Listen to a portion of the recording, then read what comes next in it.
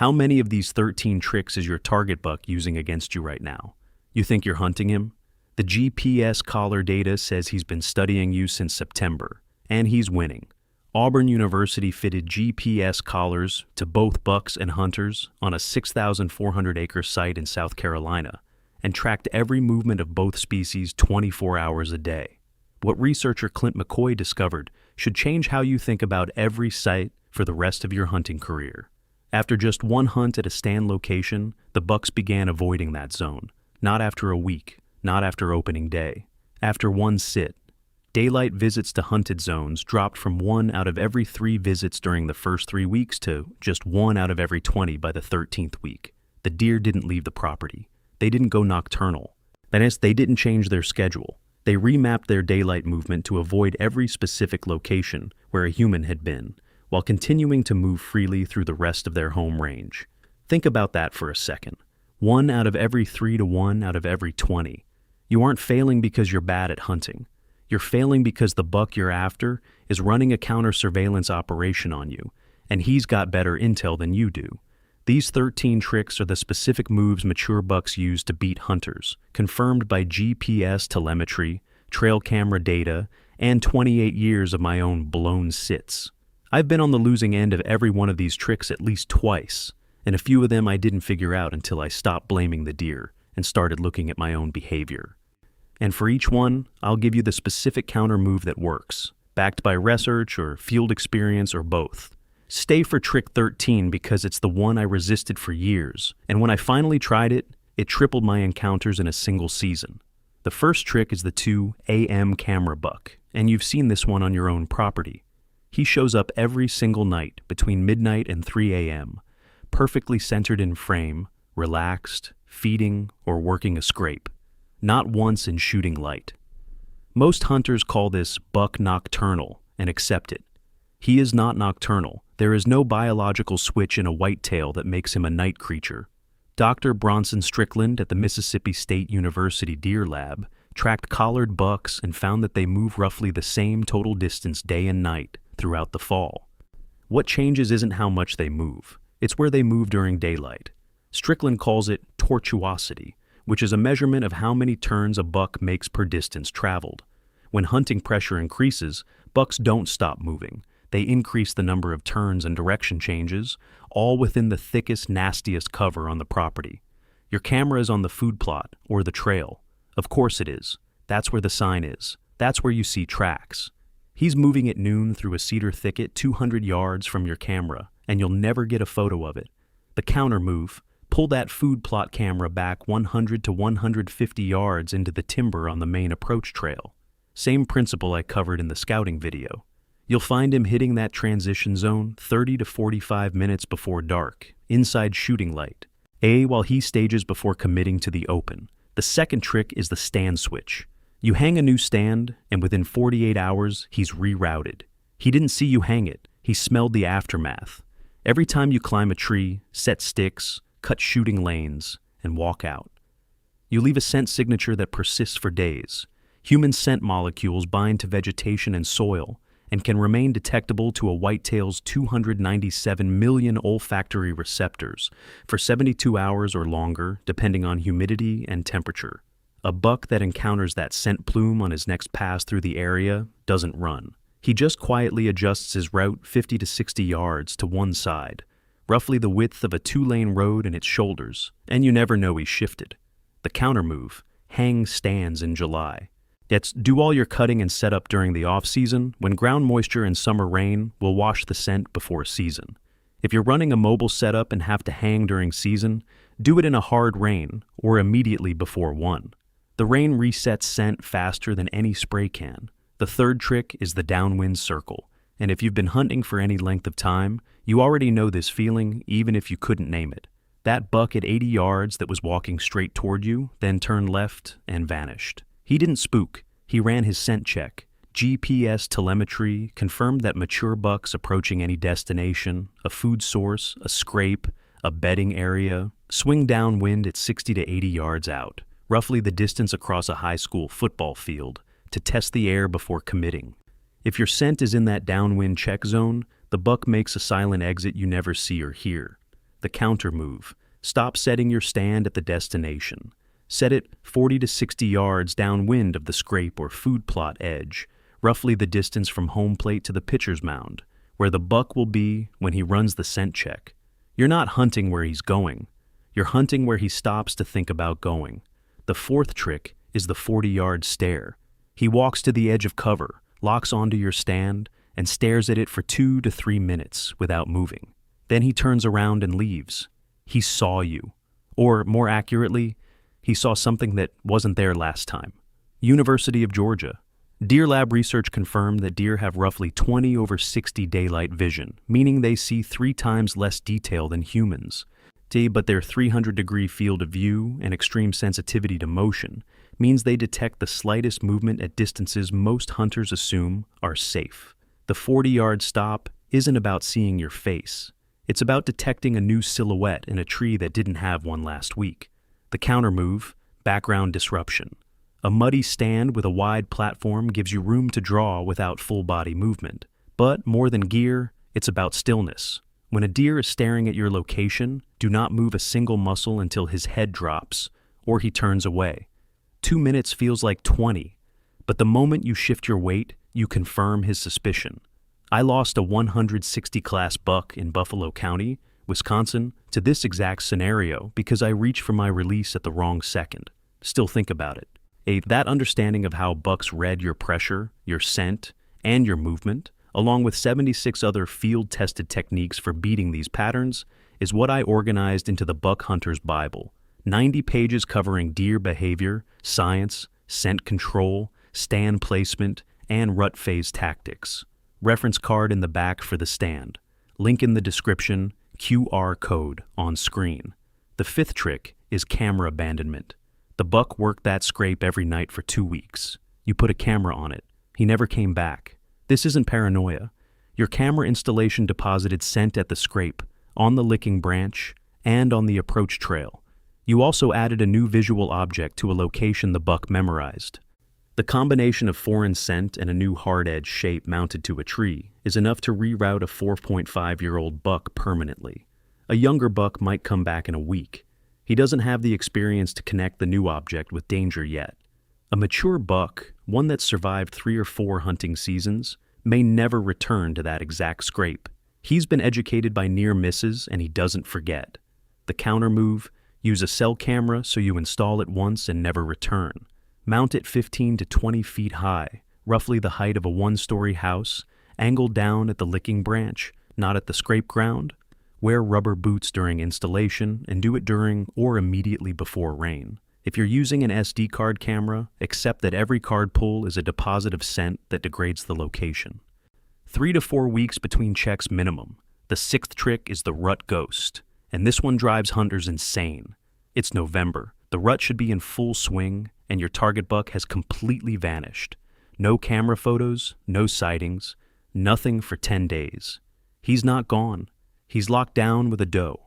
During the peak breeding period, which lasts roughly 24 to 48 hours per individual doe, a mature buck will stay within a few hundred yards of that doe and barely move. If she beds, he beds 10 to 15 yards away, roughly the length of a pickup truck and trailer, and waits. He is not checking scrapes, not cruising field edges, not following rub lines. He is physically parked within a 50-yard radius of one doe, barely eating, barely drinking, moving only when she moves. Penn State's 10-year study found bucks traveling up to 5 miles per day during the seeking phase of the rut. But during actual lockdown, that distance drops to almost nothing. The counter move, hunt the does. Find where the doe family groups are feeding and bedding and set up on the travel corridors between those locations. When that doe is bred and the buck breaks off, his next move is to scent check the nearest group of unbred does. That travel corridor is where you intercept him. During the 10-day lockdown window, I stop hunting scrapes entirely and hunt doe bedding perimeters exclusively. It was a hard adjustment because I love scrape hunting, but my notebook showed it tripled my mature buck sightings during the November lull. The 7th trick is the food plot night shift. He eats there every night, never once in daylight. You've got 400 photos of him, and every single one is stamped between 8 p.m. and 4 a.m. The food plot itself isn't the problem, the approach is. He's staging in cover 100 to 150 yards from the plot edge, roughly the length of 1.5 football fields, waiting for full darkness before stepping out. The Auburn data prove this. Bucks preferred to move in unhunted cover during daylight, which included hardwoods and planted pines, and shifted to hunted food plots only at night.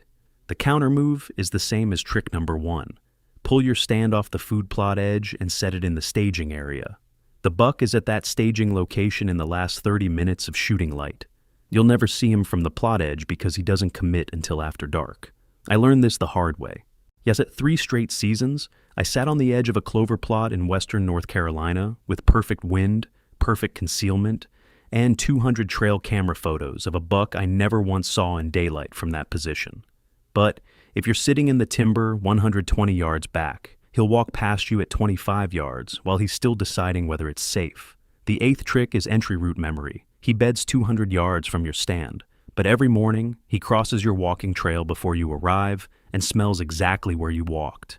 A whitetail's interdigital glands deposit scent with every step, and they read those scent trails the way you read a map.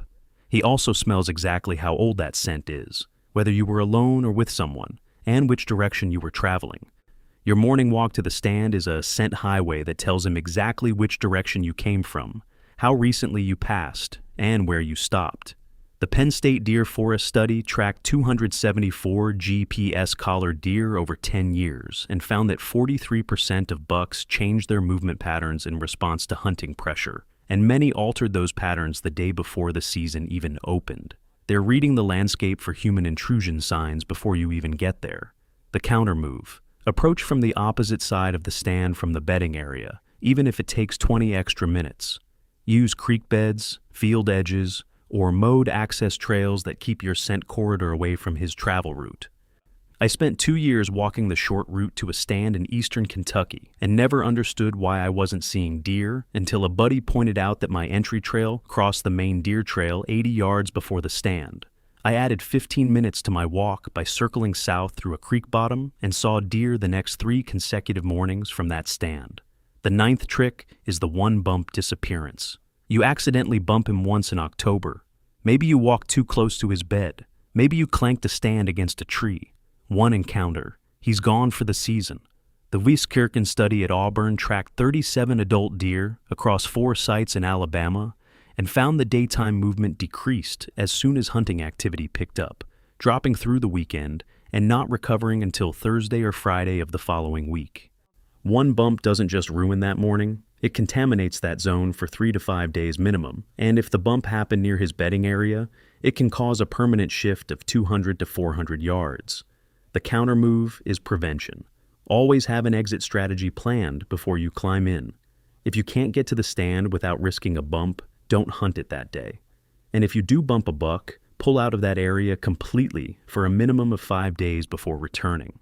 The worst thing you can do is go back the next morning thinking you'll catch him off guard. You won't. You'll just extend the avoidance period. The Wieskirchen data showed the recovery pattern clearly. Friday pressure caused decreased daylight movement through the weekend, not recovering until Thursday. Stacking pressure on top of pressure just resets the clock. The 10th trick is the mock scrape ignore. You built it perfectly. Licking branch at the right height, about 4 to 5 feet off the ground, cleared the dirt, maybe added some scent. Every young buck and doe on the property works it. The 4.5-year-old walks past it every time without stopping. A mature buck doesn't visit a mock scrape by walking to it.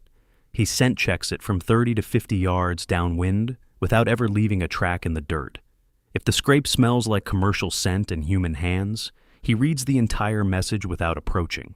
The counter move. Build the mock scrape wearing rubber gloves. Use a freshly cut vine for the licking branch instead of a manufactured one, and let it sit untouched for 2 full weeks before hunting it.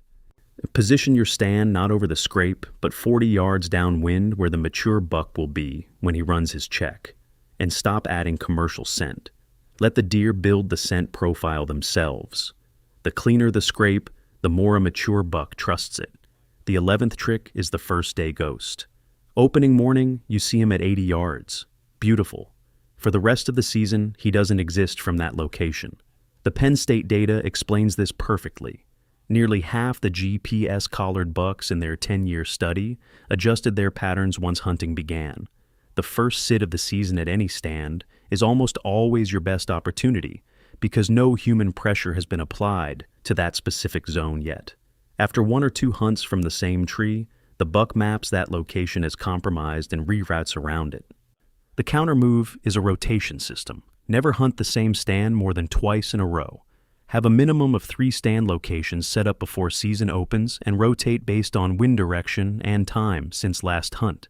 My buddy who guides in southern Iowa runs a 5-stand rotation for every client and refuses to let anyone hunt the same tree within 7 days. His mature buck encounter rate on the 7th day or later was, in his words, night and day, compared to stands hunted back to back. The math supports it. If Auburn's data shows avoidance lasting 3 to 5 days, and you're returning to the same stand every other day, the avoidance never has time to decay. You're hunting a permanently compromised zone. All 77 techniques in the Buck Hunter's Bible, including the stand rotation strategies and wind-based positioning I'm about to cover in tricks 12 and 13, are built on one principle: hunt where the buck expects safety, not where you expect him. Link in the description, QR code on screen. The 12th trick is the bedding shift.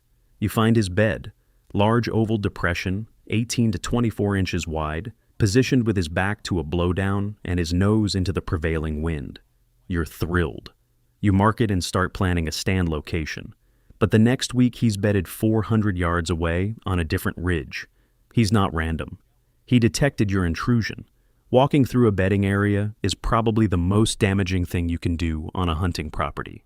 The scent you deposit in the immediate vicinity of a buck's bed, the place where he feels safest, or triggers an immediate relocation that can be permanent for that season. The counter move: never enter a bedding area, ever.